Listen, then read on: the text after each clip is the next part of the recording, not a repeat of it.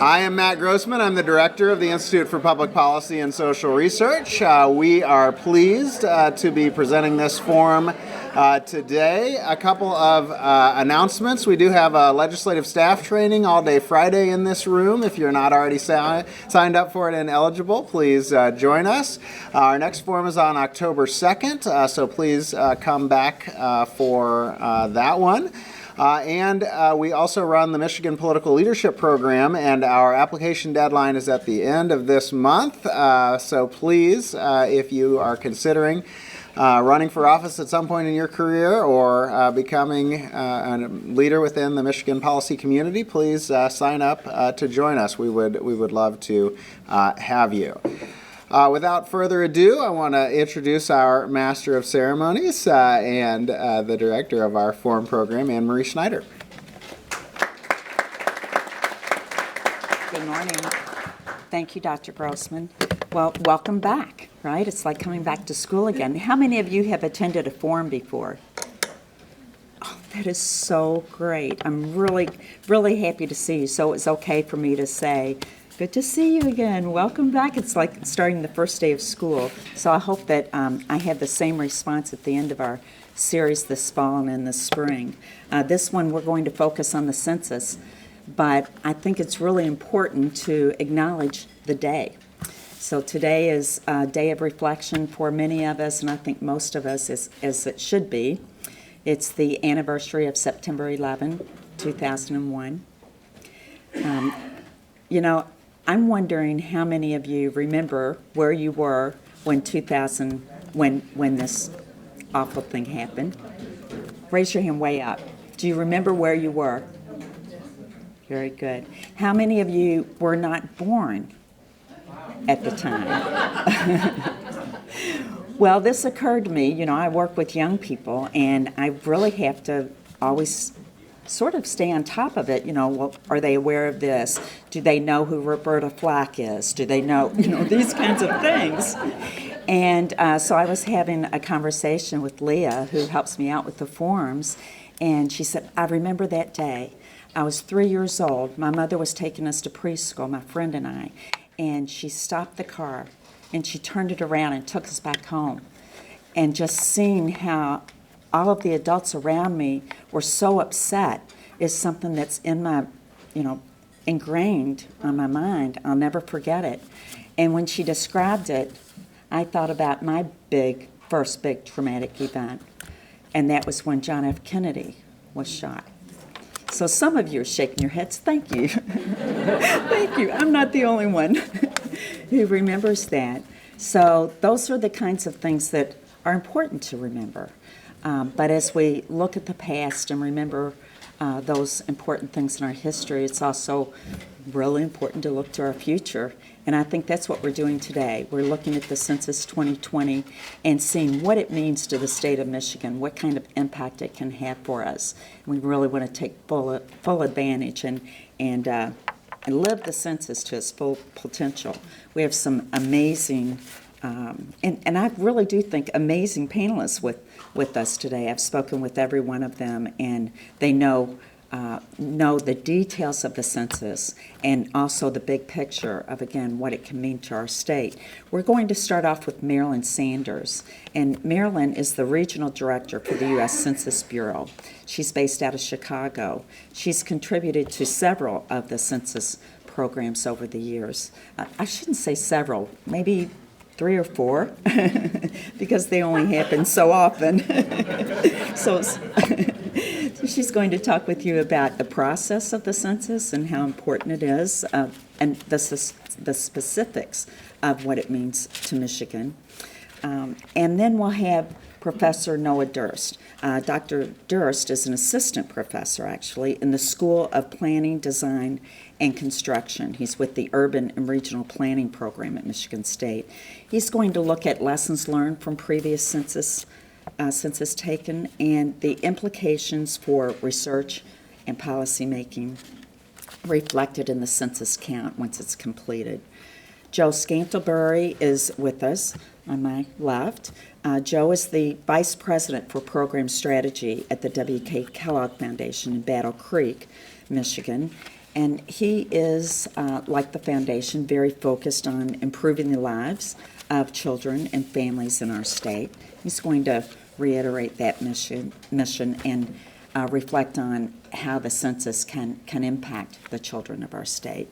And then last but certainly not least is Carrie Ebersol Singh, who was just freshly appointed as Executive Director of our statewide census here in Michigan. She's going to talk about how our state has been incredibly proactive in getting ready for this census. And the momentum is here, and we want it to be here and here and here. We don't want people to get worn out by it, right? So we're going to bring you on board and help us keep the momentum up for completing the census. She's also going to talk about the plan for how we might be able to do that. I think everyone's going to give us a few pointers on how we might engage them. We certainly have the right people in the audience. I can't tell you how excited I was to see real quick registration of people who are the Greater Lansing United Nations is on board with us. We have our public schools here with us, the Farm Bureau, the Michigan Department of Transportation, some of the public relations firms like Martin Waymeyer's in the room, the League of Women Voters, the Michigan Press Association, Michigan Catholic Conference. So I could go on and on. All of you have such an important role to play here. So let's get started with our discussion and talk about what that role will be. Thank you. Marilyn?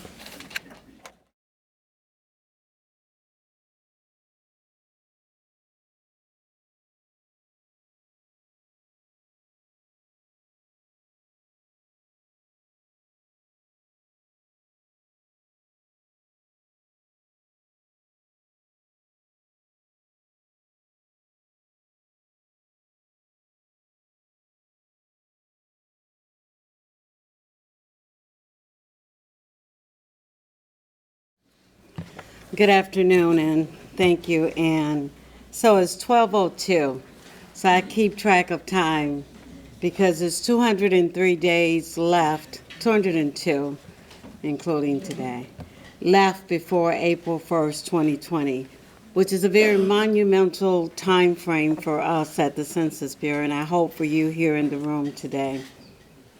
To Dr. Rosman, and thank you for including the Census Bureau on this distinguished panel.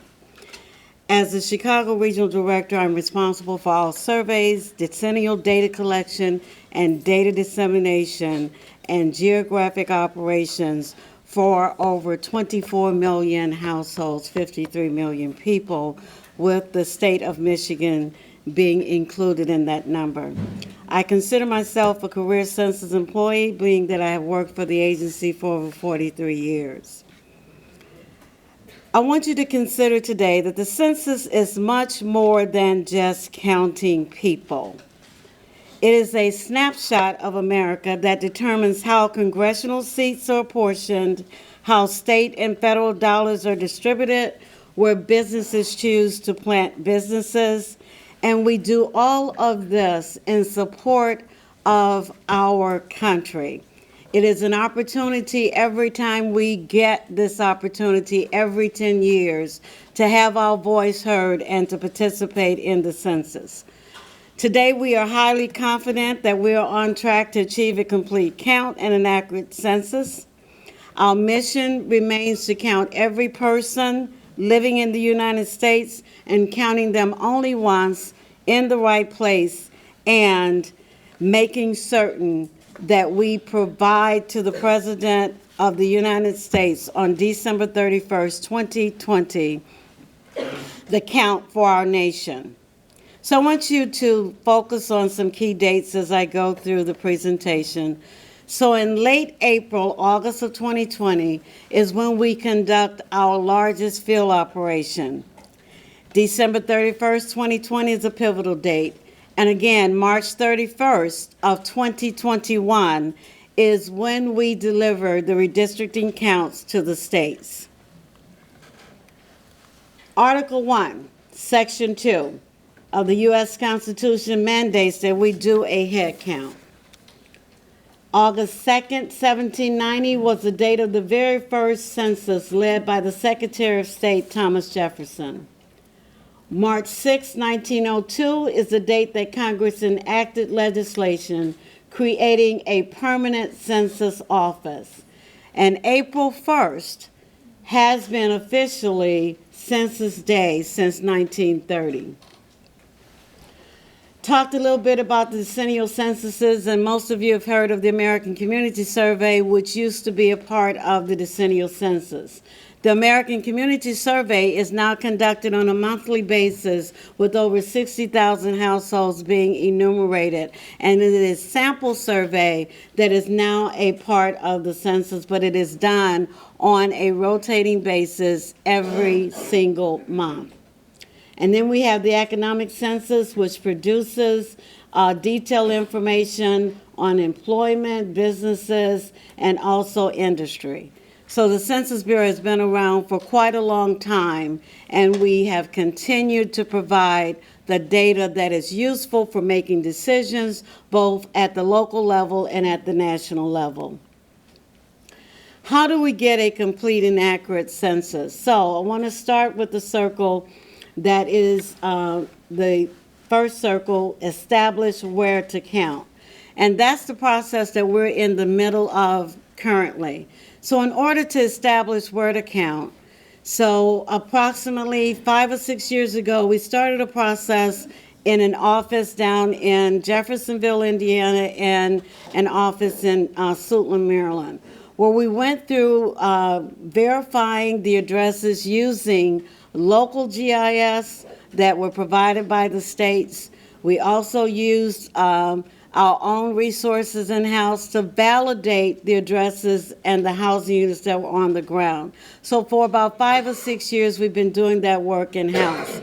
Well, now we're at a point that 35% of the addresses could not be validated in-house. And so now we have approximately in my region 3,000 to 4,000 people that are going door to door to validate the addresses that could not be done in-house.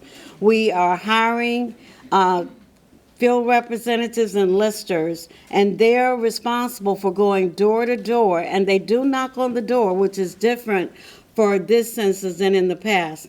2 reasons they're knocking on the door. First, they want to make certain that if it's home, that they know that they are validating their address. And secondly, to verify if there are additional housing units within the structure. So we're about 60% complete with that process over the 8-state region, and I think here in Michigan we're more than 70% complete. That operation is scheduled to end on October 4th. On October 11th, we will go through the process of doing quality control on those addresses. There is one purpose for us validating those addresses, and that is order for us to mail out the invitation and the questionnaires to all of the households late in March of 2020. Next, motivate people to respond. And that's where we've hired partnership specialists and trusted voices who are engaging with us in forming complete count committees in order to motivate and get the word out that April 1st, 2020 is important, that the census determines over $675 billion of funding to the communities in terms of schools, fire departments, roads. All of these are resources that come back to the community through an accurate census. So that's what we're doing now. We're motivating people to respond. And then I want to talk about the next circle, self-response. For the first time, the Bureau has 3 ways for you to be counted. You can be counted over the internet, and this will be the first census that we will conduct using the internet. Secondly, for the first time, you'll be able to call in and provide your census responses by phone. And thirdly, you will be able to respond by filling out the questionnaire. Now, not every household will receive a questionnaire on the first invite. And I'll get to that a little bit later in the presentation. But I want you to remember something, that on the 4th mailing, by the time we get to the 4th mailing, any household who has not responded to the census will receive a paper questionnaire. Next, I want to move to group quarters. And so what we term as group quarters is those living arrangements that are not where individuals live independently or live in individual homes. So this is where we enumerate the college dormitories, the prisons, the senior living facilities, those facilities where individuals are under care. So these are the operations that will start as early as January, where we'll reach out to our list of providers, service providers, and provide them with the details of how we do the enumeration and ask for a POC, a point of contact. And we'll see that along the timeline. And then non-response follow-up. This is the biggest operation. And in this environment that we're in currently today, we understand that we have a very mobile community, and we're going to need many more individuals to help us to knock on the doors for non-responding households. This is at the point where we have not received a response. There's a cutoff date, and we'll get to that later in the presentation as well. And at that particular point in time, if we have not received a questionnaire, we will hire, and our priority is to hire people local from the community in which they live to knock on the door and collect the data. And I talked a little bit about tabulating and releasing the data earlier. Where are we on the timeline? August through October, the red circle, address canvassing, where we are verifying addresses. As you can see, I've walked through this timeline as we've gone through, but I want you to look at January. January is where we will begin the first enumeration in this country, which will begin in Alaska. And for those of you who may be familiar with how we take a census, we have various ways. So in an area such as Alaska, and some of our remote areas such as our American Indian areas, we do what we call update enumerate, where we actually hire staff to go to the door and enumerate those particular segments of the population. So that's what will be going on in remote Alaska. If you're wondering why they're going in January, I think it's the best time for them to go according to the weather and what happens in Alaska. The enumeration for Alaska will be handled out of our LA office. In addition to that, I want to just highlight what happens in February. We'll start reaching out, of course, and I'm going to talk a little bit about the massive communication campaign that kicks off in January as well. But as you see in February, we'll start working through with the those individuals that do not live in single-family homes but may live in a care facility or in a university or things of that nature. I want to stop for a moment, talk a little bit about update leave, because update leave is another type of enumeration that we do. Update leave is primarily targeted in areas where there are not non-mailable addresses. These are in areas where individuals receive their mail through the post office. And so for those particular areas, we do what we call update leave, and we start that early March. We hire another set of enumerators that actually go door to door and drop off a questionnaire.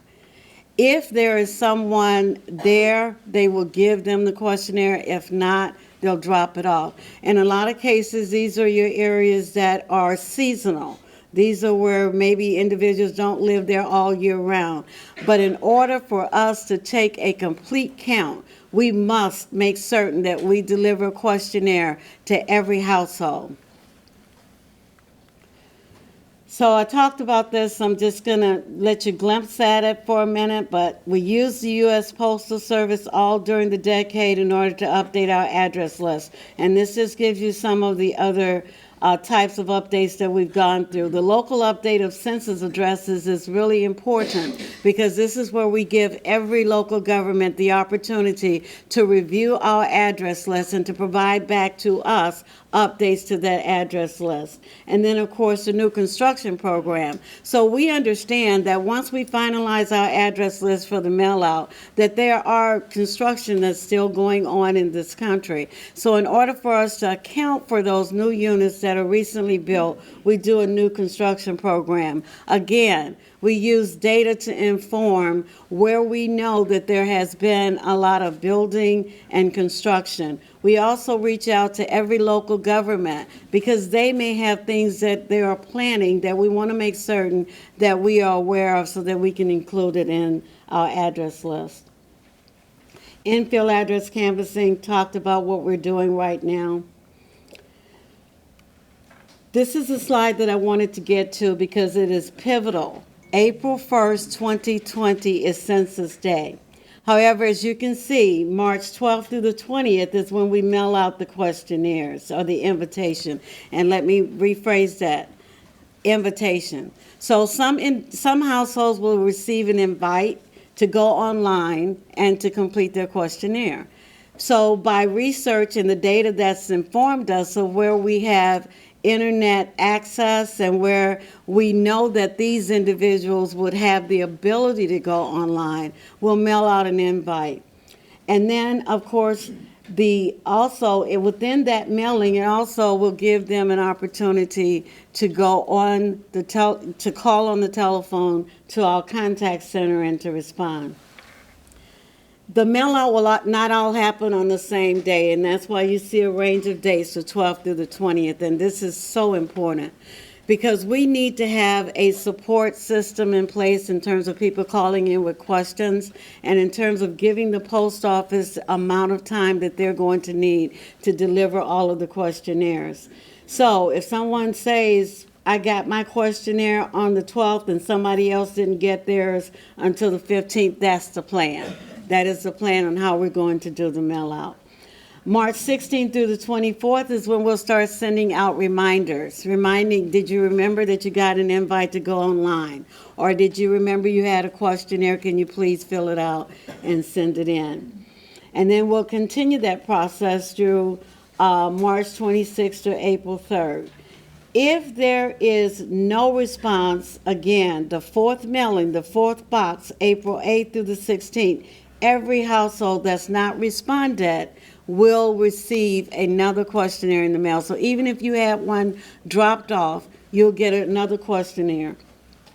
April 20th through the 27th is the final reminder and the postcard. That is key because after that point, we'll make the cut for the households that will have to actually go and knock on the door and visit. Talk a little bit about our census communication, and I do want to say that there is a prototype of the questionnaire, the paper form of the questionnaire that's on our website in case anyone is interested in the questions that are asked.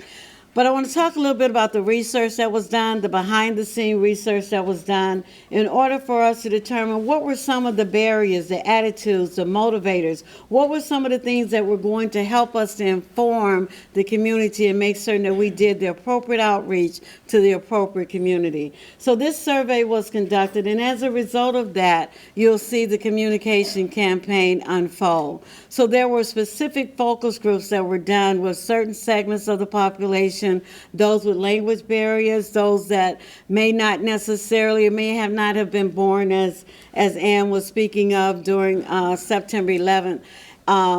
But those individuals that, from different age groups, 18 to 25, who may not necessarily have been homeowners or renters at the time we took the last census. We want to know what they know about the census. So this information informed the Integrated Partnership and Communications Campaign.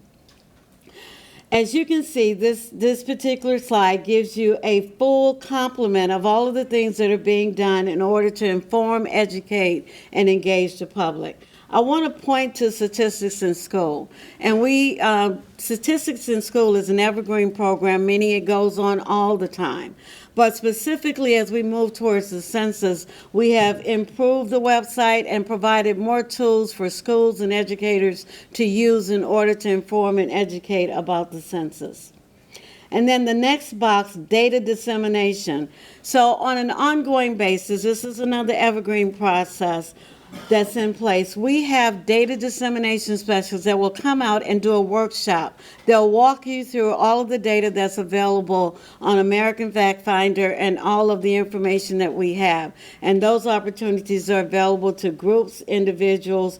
We have a person right here in the state of Michigan that is available to do those workshops as well. Advertising and media buying. So starting in January, you'll start to hear and see advertising about 2020. That's when you'll see a lot of the work that came out of the CBAMs and the research and the focus groups. And Y&R is the company advertising firm that was actually awarded the contract for 2020. So look for commercials and things like that to start happening around January. And of course, we're using social media, and social media used more to inform, more to engage. And of course, as we have a need to recruit over 400,000 people in order to do the non-response follow-up operation, it's important that we use social media to reach those individuals that may be flexible and have work time that they can give. They'll be paid to serve their country. This is giving you just an idea of the timeline in terms of the communication strategy and the plan. And as I mentioned earlier, we are in awareness, motivation, reminder, thank you phase, and all of that is underway as we speak. For the first time, you know, we've always supported the different diverse languages in this country, but on a national basis, these are the languages that will be supported with a questionnaire in these languages. But in addition to that, over 59 other languages, we will have what we call language assistance guides available, and individuals in our contact centers that if someone calls and needs assistance in those other languages, those other 59 languages, they will receive it. And I want to say this is by far the most robust language program that we have ever had in place in terms of the census, and we think that this will definitely help us to increase the response rate, but because it covers such a great part of our nation. Want to go through the partnership program. So this is where, and I want Elisa Johnson to please stand, and Bridget Weiss McGee. Bridget is the coordinator for the state of Michigan. Alicia is the Assistant Regional Census Manager for the 8 states. So she coordinates this program for all 8 states. Bridget is your coordinator for the state of Michigan. They are working, and I think Bridget has probably about 15 to 20 people on her team. They are assigned to go out and work with community organizations and local officials to educate, encourage, and engage. And I don't want to go too far without recognizing the state of Michigan and the great work that your governor has put forth. And I know I'm not going to take Carrie's presentation, but it's so exciting. And I think I've been to Michigan about, I said 15 times, but now it seems like 20 times. But it's not, it's been very, it's been a great opportunity because I've been supported primarily by all of the organizations within the state of Michigan, the Minnesota Non-for-Profit Association. They're all doing wonderful, awesome work to help us get a complete count. So real quick, and I don't want to miss the Calla Foundation, but real quick, this gives you a glimpse of all the people we partner with within the state of Michigan, and I expect that that map is going to be totally covered real soon. Just another little touch point on all the organizations that are working with us. And I want to say this, Michigan Non-for-Profit Association was one of the first organizations that reached out to us, so I know that we have the support and commitment to get a complete count. Some statistics about the state of Michigan, and I'm certain that everybody is fully aware, but 9,995,915, and I'm certain that number is ticking to 10 million. So that's where we are. This just gives you a little idea of some of the challenges we're facing, and I'm certain you're aware of those as well. And I'm not going to go through this, but we have a resource that tells you how to identify hard to count. And that's it. I'm going to end with that. I do want to encourage all of you, if you know anyone that's looking for an opportunity to serve, they can serve with the census. We're always recruiting, and we need many people to get this job done. Thank you for your time. I need every voice in here heard. We need a complete count in 2020. That's my mission, and that's my goal. Thank you so much.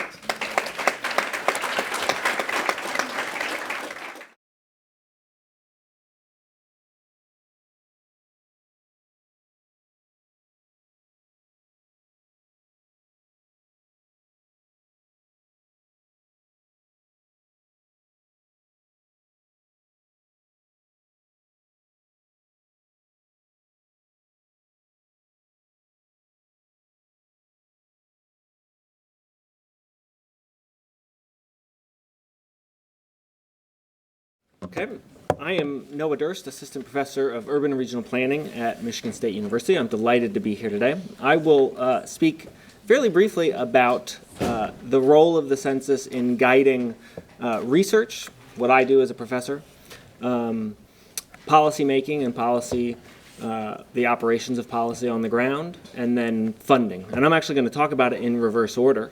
I think funding is probably the thing that's on most people's minds, or is most relevant potentially to the widest group of audience members. So I'll start with that.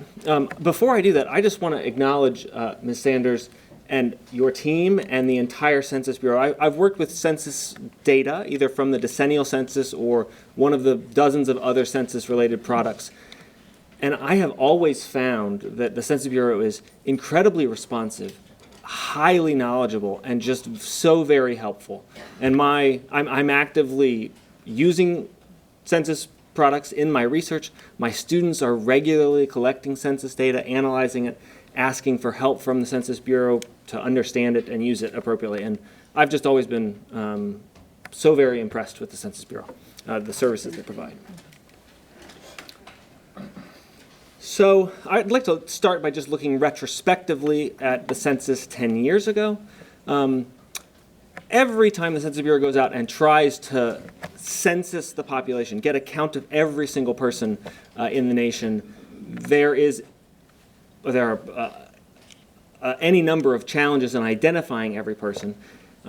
There are cases in which people or communities are undercounted, and then other cases where they are overcounted. A college student might be double counted, both from in their parents' household and then in the household in which they live at the university.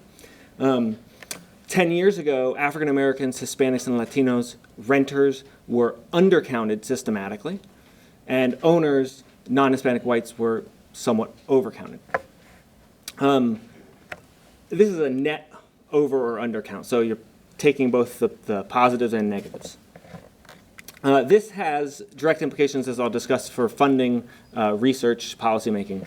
There are a couple online resources that you can find in the references at the end of the slides that will be available online that you can look at if you're interested.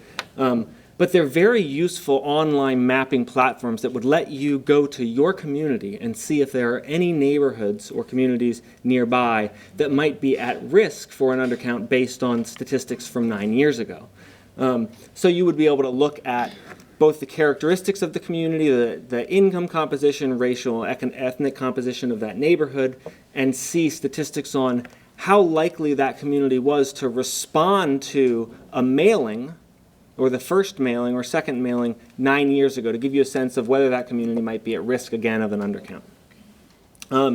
This is from Hard to Count here. This mapping platform is very flexible. Ms. Sanders mentioned this Rome application that's also available by the Census Bureau, available online, really easy to use. You need no mapping skills to use it. I think they're very accessible.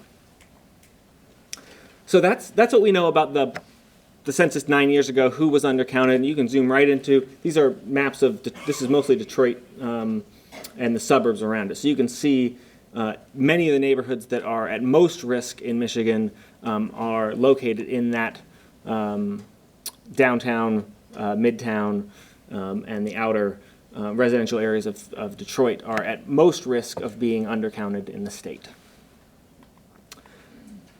So what I'd mostly like to talk about, that's retrospective, what I'd mostly like to talk about is how census data are used once they are disseminated. There are dozens of different census-derived data products that are easily accessible and extremely useful. They inform research. Research then informs policy making. Policy making then informs the funding that's distributed to programs and then, of course, impacts outcomes. I'm going to talk about this in reverse, starting with funding. It's actually very difficult to determine at the outset how an undercount could impact funding for Michigan. There's some really useful online sources to look at how it could potentially impact it. You can see those in the references list. This is from Reuters, just documenting the size of federal budget programs. Hundreds of billions of dollars are allocated to the states every year, tens of billions to Michigan. Much of those go toward health and human services related programs. Those are the biggest pool of dollars. It's difficult to estimate how an undercount would impact state budgets simply because each program has a different set of eligibility criteria. Those might be geographic eligibility criteria, like whether a community is located in a rural area or urban area. They might be income-based eligibility criteria, a bunch of other issues. So it's actually very difficult to estimate it, but some scholars from George Washington University have done an excellent job of just giving us a preliminary estimate for 6 of the largest health and human services related programs, how an undercount of 1% would impact the state budget in Michigan. And they estimated for each person that is not counted, we lose about $1,000. That's only for these 6 largest health and human services related programs. That amounts to $94 million in one fiscal year for a 1% undercount. So we're talking about large sums of money that the state is potentially missing in the event of an undercount. And that's only for a select number of programs. There are many others that it's harder to estimate for. So that's funding. Policymaking.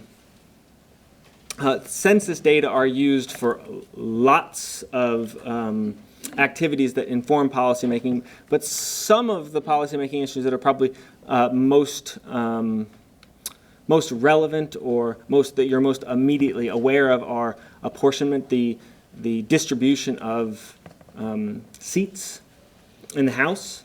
It's based on the count that is conducted every 10 years. Each state gets 1 seat.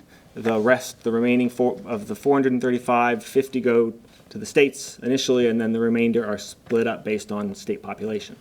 So an undercount could potentially lead to the loss of a House seat.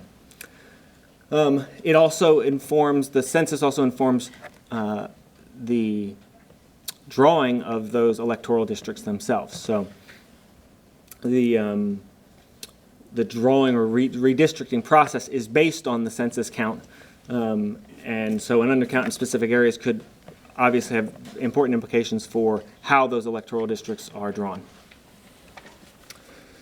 Then research. This is where I'll actually talk about some of the work that I do with Census Bureau data. The decennial census collected or conducted every 10 years provides us the most geographically precise data on the population in the nation. We can go down with census data to the block level, and in an urban area, a census block is typically a block, a city block. When you get out into a suburban or rural area, census blocks can actually be relatively large, but it's the decennial census that lets us count precisely who lives in a specific neighborhood and have some, important information about their demographic, age distribution, race or ethnicity.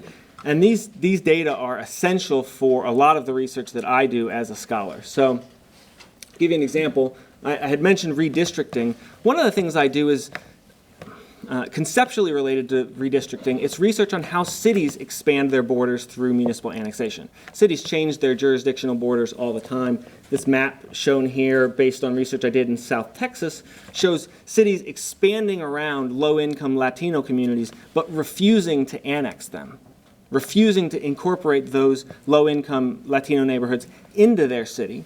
It's a form of racial gerrymandering, the gerrymandering of city borders. And it is impossible to document this without census data. You need data at a small geography that documents race and ethnicity in order to bring a fair housing claim or a voting rights claim. And it's the decennial census that gives us those data, allows me to document these sorts of activities and to document the fact that after the invalidation of the Voting Rights Act, or Section 4 of the Voting Rights Act in 2013, cities across the South began to annex black communities at disproportionately low rates since they were no longer governed by the Voting Rights Act, or Section 5 of it. So that's the sort of work that I do with census data. It's essential. We can't do our work without robust census data. Other census products that I use aren't the decennial census, but the American Community Survey. One of the projects I'm wrapping up right now is building a statewide online mapping tool that allows users to log in and see where jobs in the state are located and where housing is located. This is a map of the Detroit metro area. Any area, the outlines in red are cities. Any area shown in red has a high concentration of jobs. Any area shown in blue or green has a high concentration of residents, but no jobs. The purpose of this tool is to allow state policymakers, local policymakers to log on, use the tool to identify where should we target economic development, where should we target housing. Without census data, this type of work just can't happen. And so I am regularly involved in downloading, cleaning, and analyzing these data. They're crucial, very important. And then if you're interested, all the references to the documents that I described are here. Thank you.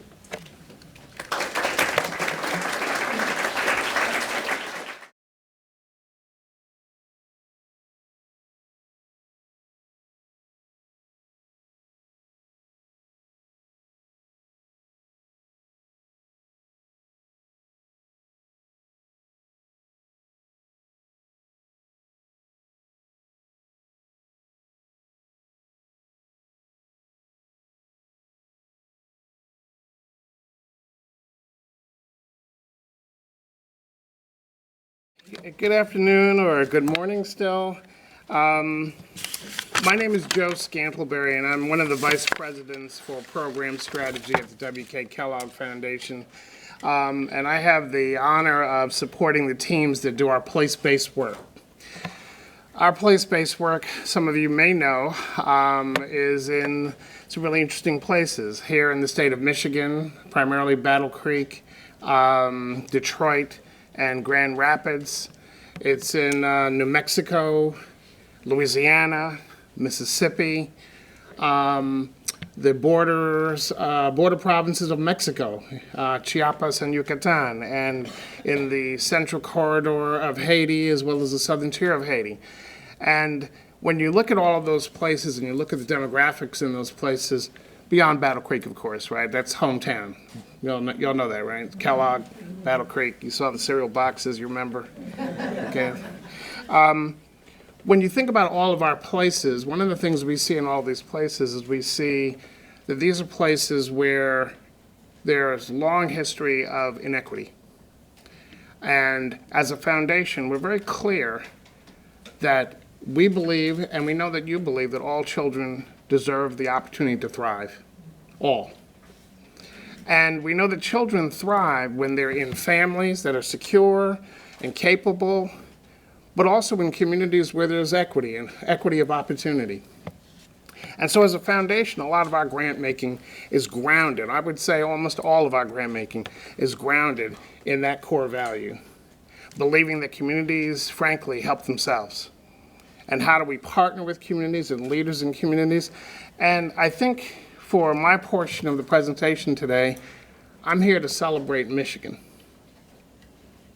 Because Michigan stepped up in ways that you heard a little bit about before, but I'm going to really try to bring it home to you so you understand the magnitude of it.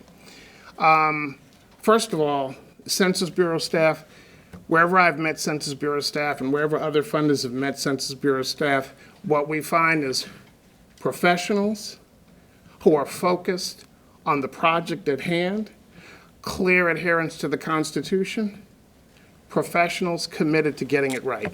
So I just want to,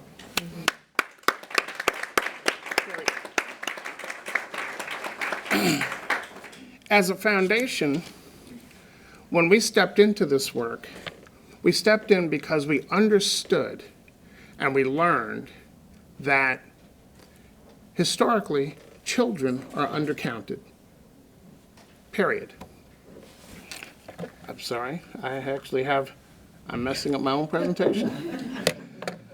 We learned in the last census that more than 2 million children under 5 were not counted in the 2010 census. And you can imagine a normal family, children staying with an elder, children staying with a grandparent,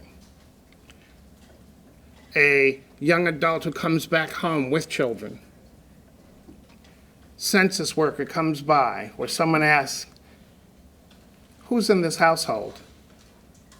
That adult may not think that they're part of that household because it's not their house.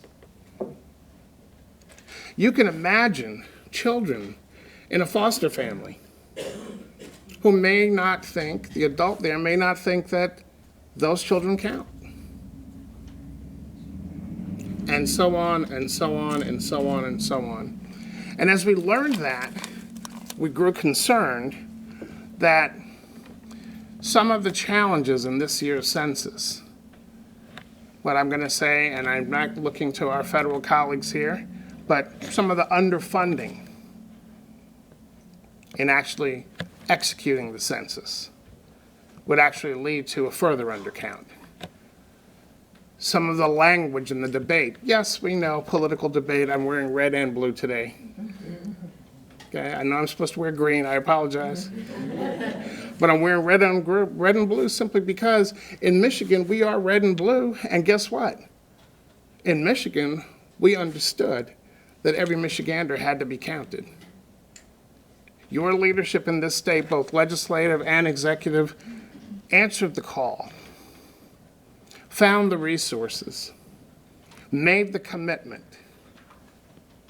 We're willing to partner with the Michigan Nonprofit Association, business leaders, and others to get it right. So a lot of good things have been done, but as you heard from Noah, there's more to be done.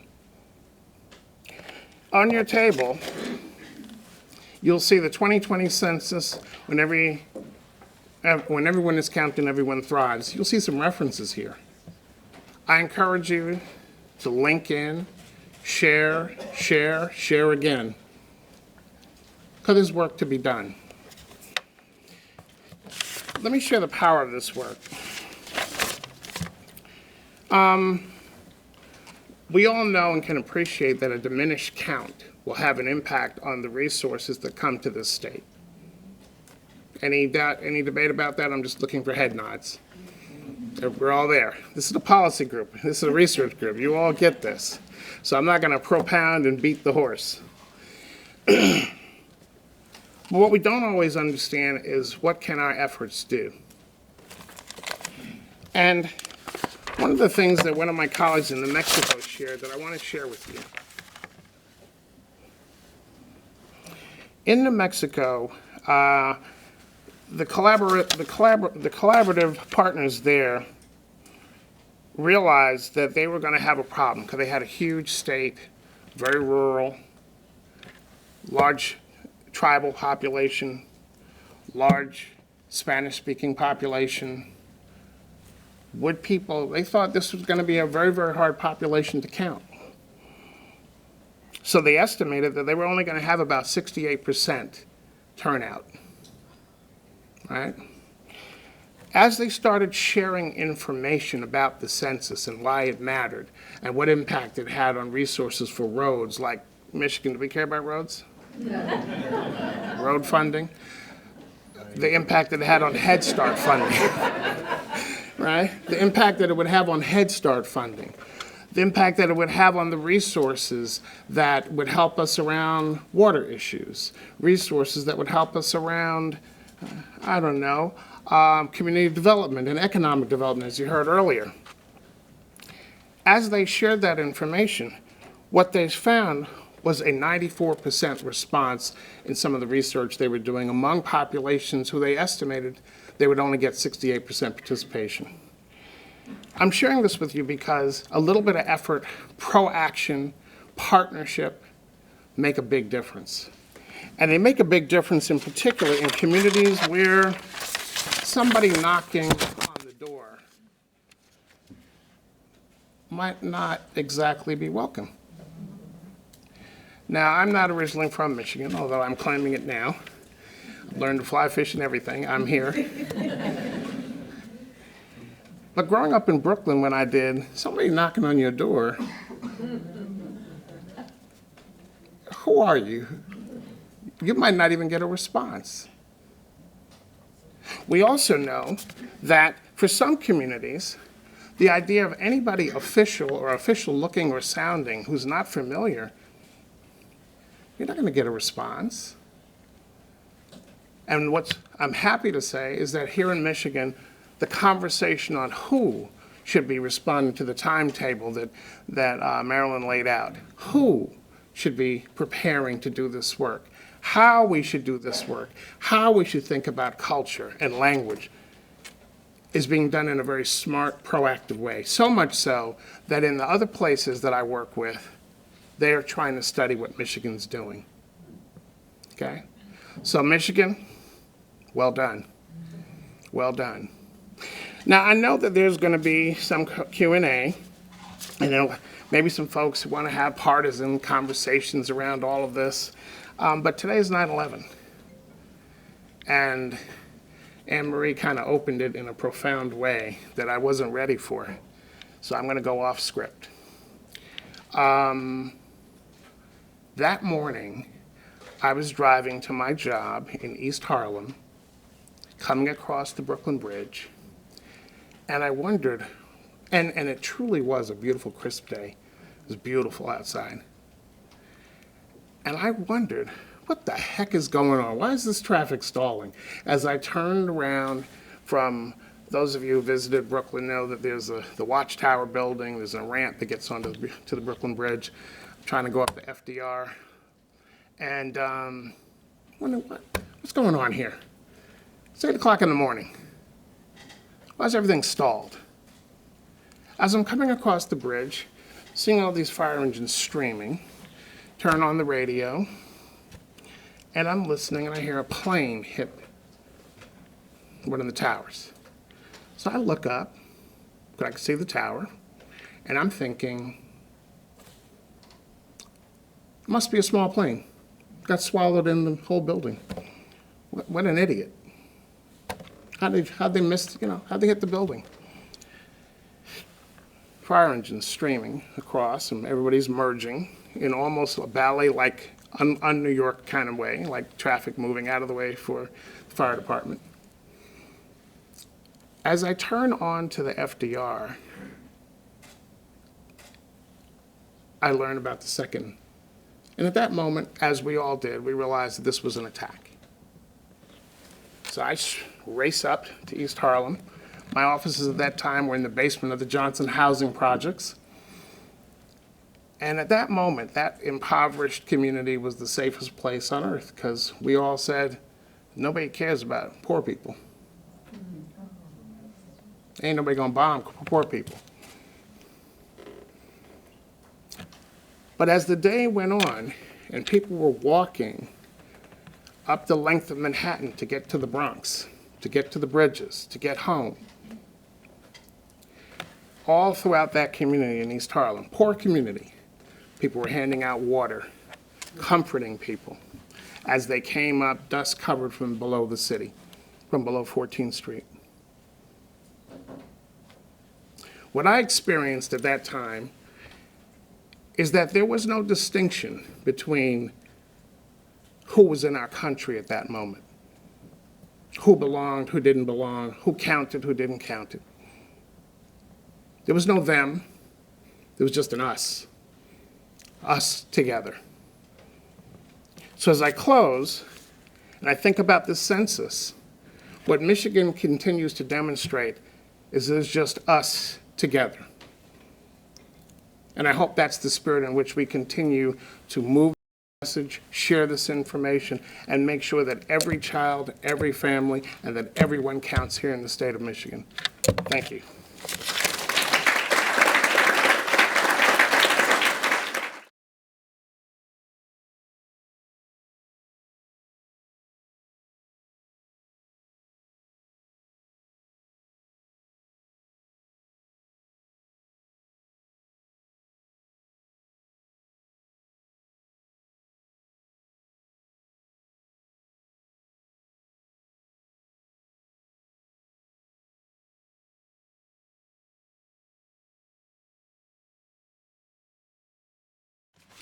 First, I want to say, Joe, thank you for sharing that very personal and profound story. I think anytime 9/11 comes along, I was helping out on a municipal election in the city of Detroit. It was election day. And there was a moment we were trying to figure out, are they going to cancel the election? What does this mean? How many more there's a lot of questions going on in everyone's minds. And I don't think you can say it better than it's just us together. And how the census, again, is part of that as it relates to fundamental to our republic and our democracy and the importance of us all and our civic duty to work together to be counted. So with that, this adorable, it's not a stock photo. That's actually my son at 6 months old. And when I was working on the presentation this morning, I was thinking, as you know, a few of the speakers mentioned, kids under 5 get undercounted. And I think it's really, really important that not only you talk to your friends and neighbors about making sure their kids are counted when their census forms or they go online to fill out the census form, but making sure that, you know, they let your networks know that it's really important that kids in households are counted. So, so that's Remy. So I was, as Anne Marie mentioned, I was appointed by the governor late July. I started August 5th, so this is 5 weeks on the job, not that I'm counting. But it very much has been a whirlwind, as you heard Mrs. Sanders walk through. This is a huge operation, the census effort. Nationally, it's the largest peacetime operation our country embarks upon. And I think as a James Madison grad from Michigan State University, I must also say that how cool is it that, you know, the first census was oversaw by Thomas Jefferson, right, in 1790, and I get to be a part of it here in Michigan. So with that, I want to talk a little bit about what we have going on with the state and our role. The governor appointed approximately a 60-person committee to serve on the state's Complete Count Committee. And there are representatives from the legislature. It's a bipartisan committee. There's representatives from the Township Association, the Michigan Municipal League, the Michigan Association of State Universities. The list goes on, you know, geographic representation too. Marquette folks have come down to be appointed to that committee, as well as West and Southeast Michigan. So it's a really diverse and exciting group of people that we just had our first meeting last week. There was over 100 people in the room. So outside the appointees, a number of the delegation, congressional delegation staff were there, as well as our departments from around the state of Michigan. So people are feeling energized and engaged and ready to partner. Another theme that I think we're hearing from all the speakers is we really need to partner together to execute this census well. So anyway, we're here to increase awareness and motivate residents. That's the goal for our committee, and we don't actually do the counting. A lot of people get confused by that. The U.S. Census Bureau does the counting. We are here, again, to partner and raise awareness.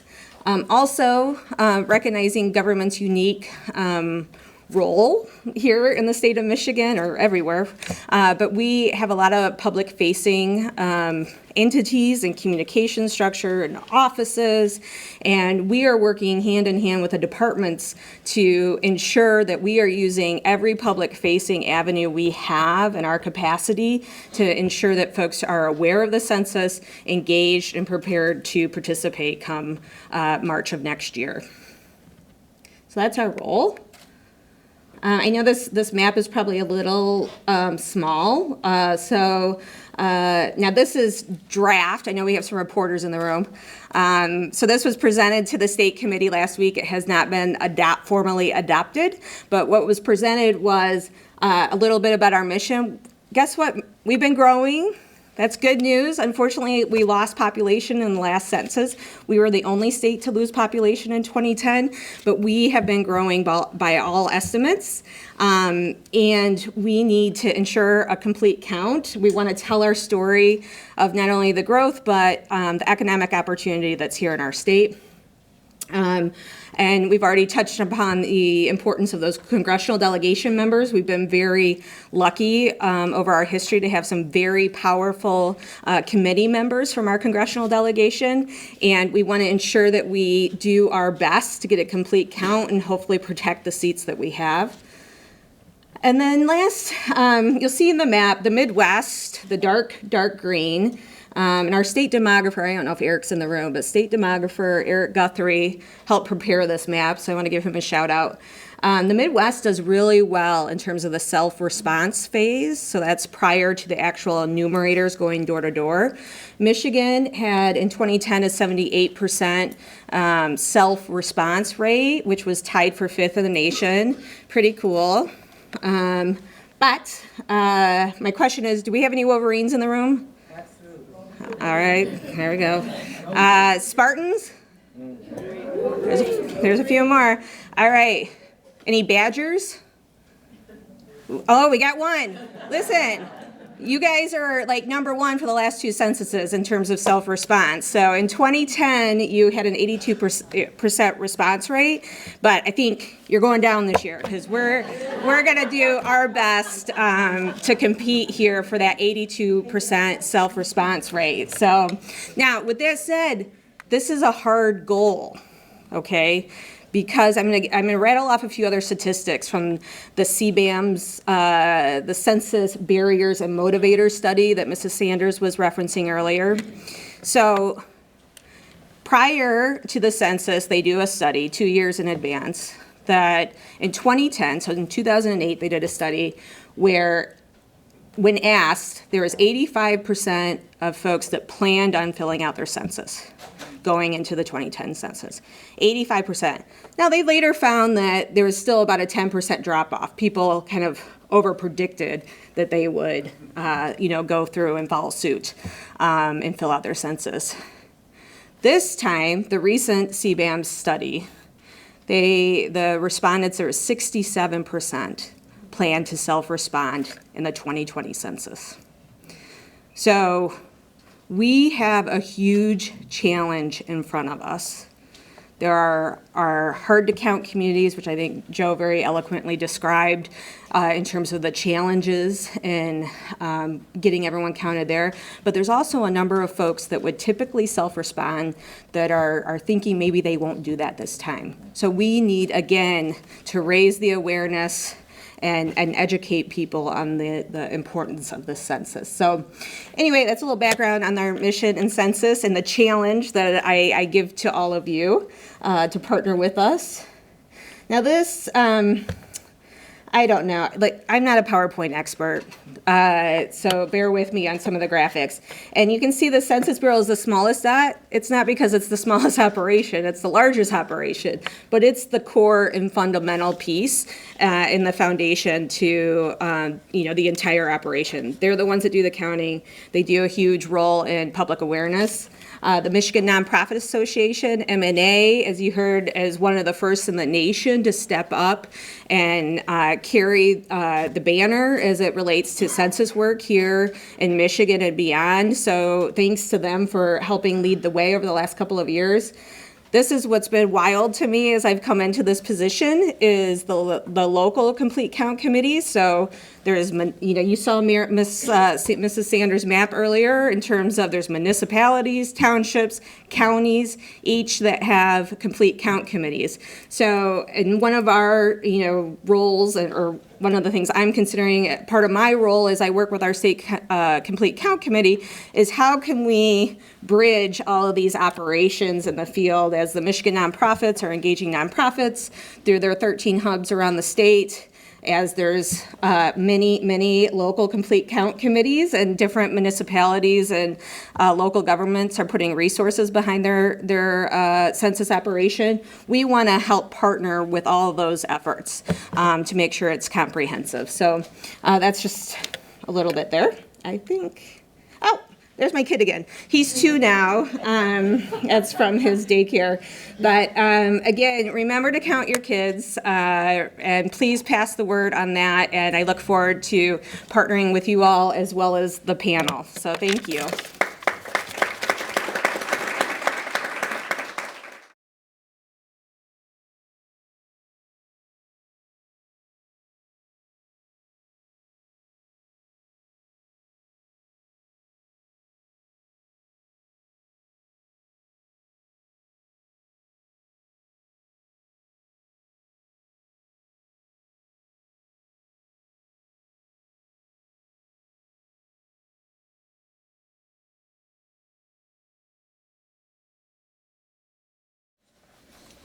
So it's your turn to get in on this discussion, and we have a question back there. Thank you. A lot of great information. We will have all of the PowerPoints posted on our website, including the link to the video. So thank you. 2 quick questions. So we were told that in the 2010 census there was an undercount by 2 million or a little over 2 million kids under 5. What was the total undercount estimate in the 2010 census? And secondly, this last figure that got reported about a survey that was done to say how many people are likely to fill out the census, to my mind, that statistic says the hard-to-count populations, the definitions, the conceptual understanding of who that is, has significantly changed for this census. And so I'm hoping that there's a lot of attention paid to what that difference is and what the messaging and the messengers have to be in order to get over that hurdle. Sure, I'll just at least the last portion of that is we got to hang out because that's completely on my mind in terms of who are those people that would typically respond that are not. We're evaluating how to do additional research, polling and survey work into the field to again dig into those results, figure out who they are and how to best talk to them and who the best messengers are. And one of the ways in which philanthropy tried to respond to that very issue, recognizing that there are new populations and different ways that people are thinking about census or experiencing attitudes towards being questioned, we, the Kellogg Foundation, gave $5 million to a national consortia of other funders in an effort to develop a census equity fund that would, in effect, provide resources in multiple places where we know there are hard-to-count populations, but we also know that those communities themselves have to define what that means. So, for instance, this morning coming across here, I-94 was jammed. No surprise. So I ended up taking 66 from Battle Creek to get here. All of the small communities, right, mobile communities that are tucked away, that don't show up in the various townships, who's counting there? What does the experience of knocking on doors there look like versus where I grew up in a place like New York City where you could get 100,000 people in one housing project? What does that look like? We've got to actually be nimble and creative and agile, and we have to have the flexible resources to do that. Go ahead, please.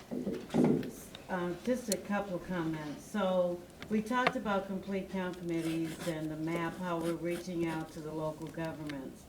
One of the opportunities that we have when we're sitting down with the mayor or whoever he has designated is to ask him to give us insight as to what's the hard to count in terms of his community. Of course, the research and the data informs us based on information that we have from the American Community Survey as well as from 2010. But that contact with that mayor is so important to us understanding what is the current hard-to-count population in their city. Also, what informs that for us is we conduct in some areas what we call solutions workshops. And that's where we bring people together from different communities within the particular city, different ethnicities, and talk about the barriers that will keep them from responding. So the solutions workshop is one tool that we use. And of course, as we're sitting down with the mayors, we're asking them that question. What do you consider your hard to count areas are? I would also add the significance to, again, the representation in the room. It covers a lot of demographics, the Tri-County Office on Aging, the Great Start, Ingham County Great Start Collaborative. These are people with children, young children. Capital Area United Way, the Farm Bureau, I'd mentioned them before, covers rural areas. So a lot of territory covered here in our audience. Can I just take one additional moment? So I'll get this for you, but the Bureau has a portal on our site that gives you all the detail on the undercount from 2010, and it breaks it down by community, by county, and it tells you specifically the tracts that were undercounted.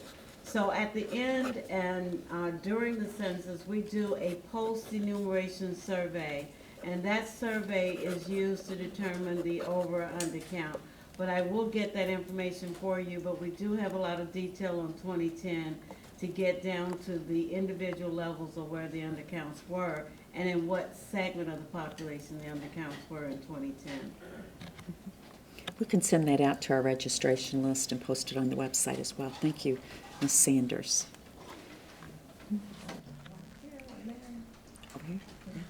Well, I actually happen to be from the Tri-County Office on Aging, and we've been worried about the online aspect of the survey distribution this year, and so that's a huge focus for us in connecting with older adults and adults with disabilities, both from a generational perspective, their concern or apprehension about doing something online, internet access, comfortableness, etc. My reaction to the why is it so low, that was the first thing that jumped to my head is if I'm being told I have to do it on the computer, I don't know how I feel about that as an older adult who is not as comfortable. So it's really, really, really critical that for some of the folks that we think about that technology, usually that's meant to be an enhancement, but in this case it might be a barrier for some of our communities. Now it's helpful to know that there is the phone number because somehow in the translation of preliminary information we are hearing it's online, and online. But to know that they could just call right from day one is helpful. So we need to do a better job of communicating that to our constituencies as well. Sorry, I'm just always jumping in. The one thing that that I'm reviewing is the ability to do patch-through calls, so we can address match with listed phone numbers at least that patch through into the U.S. Census Bureau numbers, and they can fill out directly through their phone number to encourage them. One. Two is another thing that we're partnering with organizations to promote having laptops or kiosks. And we're doing that. Right? Yeah. Okay, because I know that, I have a friend who runs Focus Hope, and she was like, their senior meals program, she's like, they don't want to open their door to someone they don't know, so they want to make sure that they're providing access, and then also the trusted person from their community saying it's okay, so. Good. Very good. Thank you. Oh, yeah, there's one over here. In the red. Thank you. You took one part of my question, but I want to go further with that. I'm from Grand Haven Living Center. I'm the exec director there. And we have a component to add to that senior consideration, and that would be the dementia piece. And how are we counting those individuals that are housed in a senior community? Are the staff members going to be asked to assist? How would we invoke and engage? Some real consideration, I have 100 beds, so we've got a larger population, and them going online is an absolute no. Calling in is also an absolute no. Filling it out is a no. So we need some additional consideration from that standpoint. The other piece is I trained for our sorority in our local chapter here, when does the website actually go live? As we're directing folks and saying, you're gonna get an invitation and then you're gonna be, reminded, does it not open until that first March date? That's when it's open. Yeah, I think Mrs. Sanders can best answer probably both those questions. Thank you. So once the mail out starts on that March date that I had up there, March 12th, I think it is, that's when it will go live. So I also want to just make a point, based on the type of senior facility, it may be part of our group quarter enumeration. And we will reach out to the facility manager and make sure that we have a POC. And some of those, based on the type of facility it is, there is an opportunity to use administrative records. So that gets into a whole nother discussion. Thank you. Here and then here. Yeah, I have two questions for Mrs. Saunders.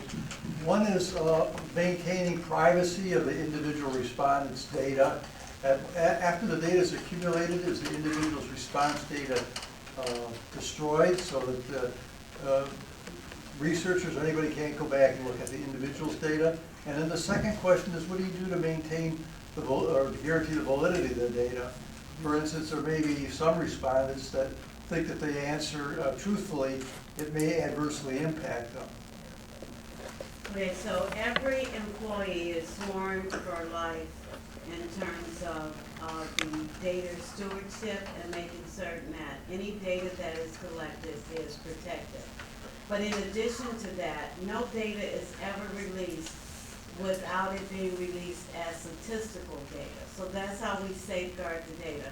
First, those collecting the data are sworn for life, and then the individuals that's actually tabulating and calculating the data. Of course, the Bureau has extensive security in place in terms of making certain that every respondent's data is secured and safe. I do want to add, though, to that extent, we are, of course, for the first time, most of the data is going to be collected on either an iPad or an iPhone, and that data is automatically transmitted as it's collected. So those are the ways that we ensure first confidentiality, privacy, and security. To your second question, which I'm forgetting, it was relative It has to do with the validity of the data.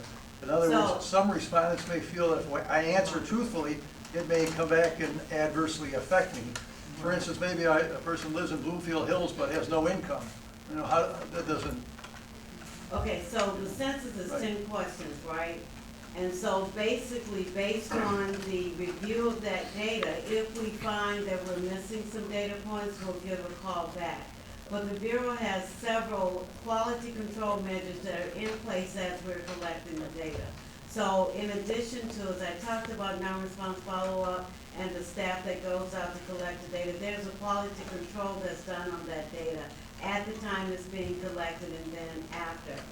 When we talk about the collecting of the data on the handheld, and there are, and I cannot go through all of them here, but there are processes and procedures in place to make certain that we're not getting responses from multiple IP addresses. So that's just one of the ways that we do some of the quality checks on the data that's being provided. In addition to that, the Bureau also utilizes different quality control teams that are looking at the data as it's being collected and then reaching back, and I don't want to go through all of the details, to make certain that the data that we're collecting is accurate. So there are re-interviews that's done as part of our quality control. There's checks and balances from other various data that we have in-house in terms of determining the validity of the data.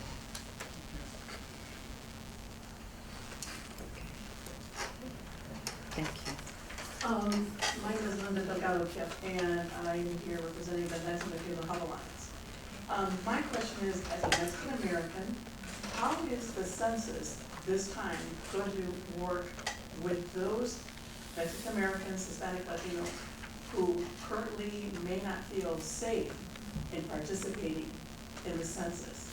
Because a lot of people in the community are under the impression that you're going to use this information and it's going to help them highlight people that maybe shouldn't be in the communities.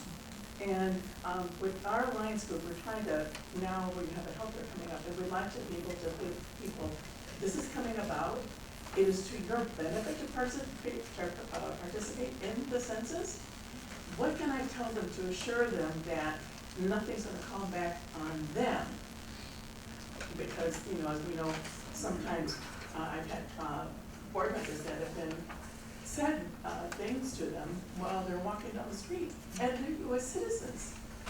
So I'm just curious as to how the census will work to ensure that you're participating in this, there's nothing to fear from providing your information, and what can I tell the people that come to the healthcare that you participate because this equates to dollars and services for your community. So I want to start by saying the number one place where you can help us is you being that voice. We understand the fear that is before us in terms of getting a complete count. So I talked about the partnership team, the staff that's out there. We're hiring partnership staff locally. We're hiring partnership staff that represents all areas of the community. And in doing that, we are hopeful that we can get trusted voices to help us to send that message that it is safe, that it is secure, and that it does benefit you. The Census Bureau will not share your data. The Census Bureau will release the data in terms of the numbers. So it is the messaging and the voices, the complete count committees, the state level, the non-for-profits, it's all of us giving that message clear that the census is important and your data is safe. But I think it starts with you, and I would love to have you as a trusted voice. I think you're hired. And I just want to add on to that. One of the reasons why we made the grant from Michigan Nonprofit Association is to make sure that the network of providers and partners all throughout Michigan were on the front page early on and part of the conversation from the beginning. The challenge that communities have who fear being counted, noticed, is a real fear, and we have to acknowledge that. It's a fear that's been unfortunately stoked. But as I reflected on presenting today, I knew this question would come up, and I reflected on the fact that it started with the Constitution. At the time of that Constitution, I would be chattel. I wouldn't be a human being here. And yet still, from then until the 13th, 14th, and 15th Amendment, I would still be counted. Okay? I would still be counted. So at this time, I think it's important for us to say very clearly in one voice, somos aquí. We're here.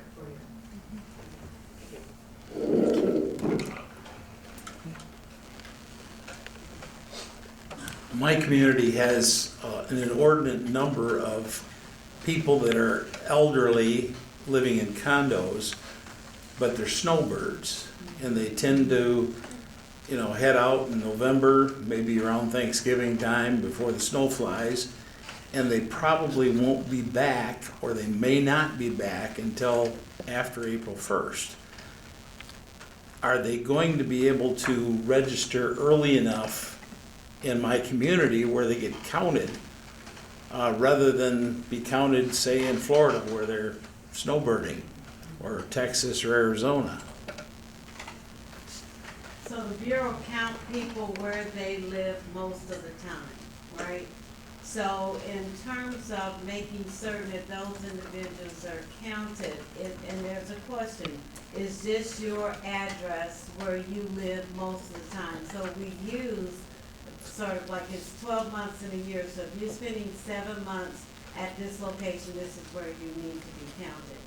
The census is an address-based census. We make certain that we get a response from every household. And then we do have the technology to do what we call unduplication, to make certain that you're not being counted in both places. But the question that I would put before us is to make certain that when they receive that invitation to respond, whether they're receiving it at the location in Arizona, wherever, that they respond accurately to the question, where do you live most of the time? And then respond that way. But the Bureau does do unduplication, and that's part of the process that we do. Can I just add to, I think, before folks leave town, we have partners, like AARP that may be able to touch base with a number of snowbirds that are already a part of their networks. But if you as a community can help identify their contact information, like whether it's a cell phone or email, because again, we can send reminders, the census form is live. If you spend a majority of your time in Michigan, please fill out at your resident address in Michigan. So it's just another layer of advocacy that we can work on.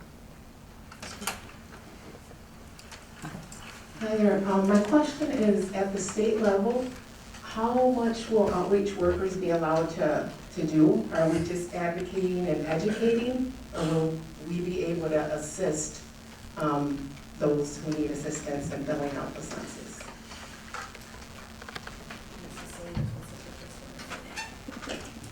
I'm sorry. So, I'm going to not answer your question directly. I am going to refer you to a document that I will provide. But the Bureau has done some research in determining, specifically since we have complete count committees and individuals assisting us, how far you can go. So, with that being said, I will tell you that the census is self-response. We expect everyone to respond for themselves or for their household. You can motivate, you can educate, and you can encourage. But can you respond for that person? That is not something that we are supporting. We're supporting self-response. But I do have some details as to what can and cannot be done. So I would just like to leave that at that for this moment. Hearing that, we have a question right here as follow-up. Did you have something to follow up with? I was just going to say, I think, in addition, there's obviously many language services the U.S. Census Bureau is also providing for at least question assistance through online and through the phone. But we're also working with a number of local complete count committees of having in-person question and response centers around the state, as well as looking at how we can provide additional resources through the State of Michigan website. So when folks, as it relates, if language is a barrier, we want people to be able to engage in their first language. So we're trying to make that as easy as possible. Great. Well, that was part of my question, because I'm the director of the Refugee Resettlement Program here for Lansing. And there's still a few of us out there in the rest of the country. But part of, it's not just language, and I really appreciate all the languages that you're providing. And some of them are, you really have to, go and get like the really tiny languages, that there's not a lot of people that speak them, because those people need to be counted too, like Rohingya, from Burma, and Sangha from Central African Republic. It's really hard for us to find those languages on language lines, so we might have to do some digging for that. And we'll certainly help with, the census here locally. But literacy can also be an issue. So I think the home visits help. But also, I think, I'm wondering, because I'm watching how you're going to do this with mail and home visits. Have you thought about working with businesses and where people work? Because some of these businesses where you have a large population of people who are working, maybe they can help organize. You can have a group of people who are, helping to translate and understand and fill out the forms together. Because a lot of people, they go to work, they come home, they might not open the door when people come, and if there isn't a translator or an interpreter right there, it might not work to have somebody coming back. They might not go other places, but businesses and places of worship are where you can kind of, get people in big groups. And it's not just for Lansing, but it would be anywhere else where there's refugees. Well, thank you for that. I do want to respond that we did a deep dive in the past, and currently we have national partnerships. So we have national partnerships with large national businesses, but we didn't do a deep dive in this presentation into the complete count committee makeup. But within a complete count committee, you can have a business subcommittee, you can have a faith-based subcommittee, you can have a community subcommittee. It all depends on how robust you want your committee to be.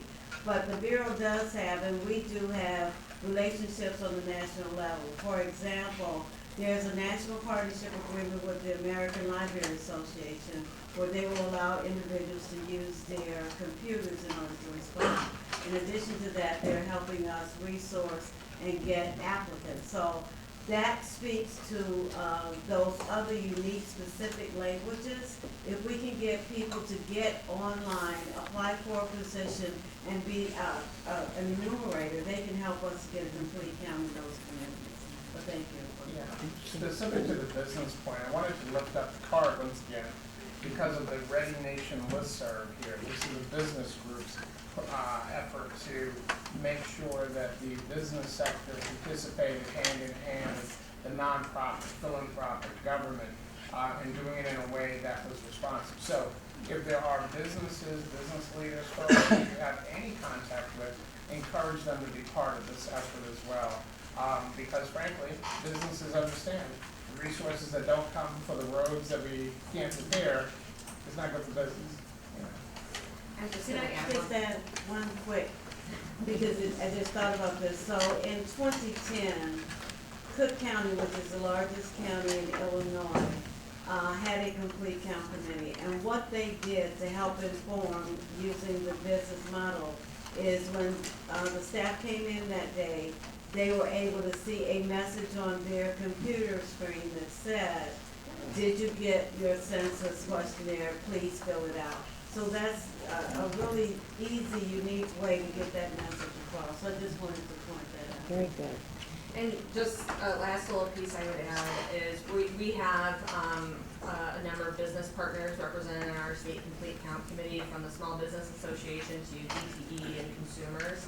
A couple of things. We obviously, as Mrs. Sanders mentioned, they all have outward-facing public communications, right? Websites, bill payments. We want to make sure they're putting those to work around the census. But also, they made the note, listen, no one pays for their bill through the mail anymore, putting it in their insert. They're paying it through auto pay, through their bank or credit union. So we want to figure out a partnership with them as well to see if there's a way to interface directly where people are paying their bills. So lots of things in the works. Excellent idea. Okay, so we're coming close to our time, and I want to leave a few moments for our panelists to get the last word in. We've covered a lot of territory. This has been so important. There's been a real exchange here. We've talked about things I've never thought of, like people who have dementia. How can they be responsible in submitting their 10-question census form? People who have literacy issues, or how do we get to the snowbirds? Again, it's the place where you live the most. How do we handle validity and privacy issues? So there's a lot of information that has transpired here today. I talked about the role of everyone in the audience, and Spectrum Enterprises, Kim and Kodos is here today filming this. And so we will post the video to our website, and you are free to use it in your communities to get a discussion going and to share this vast information. I don't want to leave here with any postcards that Mr. Scantlebury held up, and Bell is here passing out as well. So perhaps there'll be more of those available for you to distribute. I think I'll close there and just say, if you're looking for information, look to our website, look to the folks that you see here before you today. It's All of Us Together, right? This is the All of Us Together committee. Thank you for being here. We're going to start right here and just, Mrs. Sanders, if you would just close it up with one last word. Oh, my goodness. So it's hard to have a last word. But I'm going to say thank you, and I want to be back here December 31st of 2020 with a complete count for Michigan. So thank you so much. Appreciate your support, and I appreciate being here today. Thanks. Very good. Just like to reiterate how foundational the census is to what we know about our communities, how we identify the policies that can improve those communities, and how we distribute funding to those communities. So it's really the bedrock of how we do good work in the places that we live. Very good. Thank you. Yeah, I simply wanted to say, first of all, well done, Michigan. There's more work to be done, and I want to encourage everyone to look at the Be Counted website.